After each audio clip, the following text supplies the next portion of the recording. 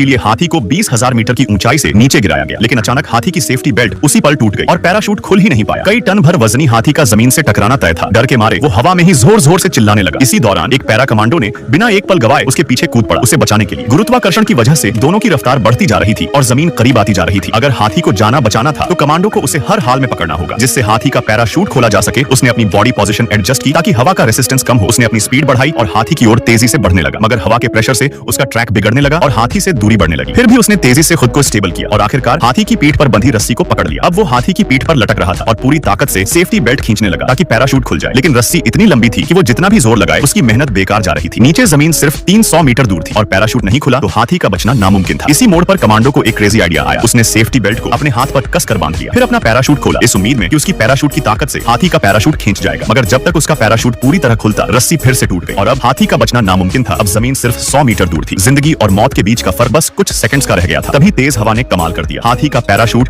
एक झटके में खुल गया और आखिरकार वो सुरक्षित जमीन पर उतर गया। बहादुर कमांडो के लिए एक लाइक और सब्सक्राइब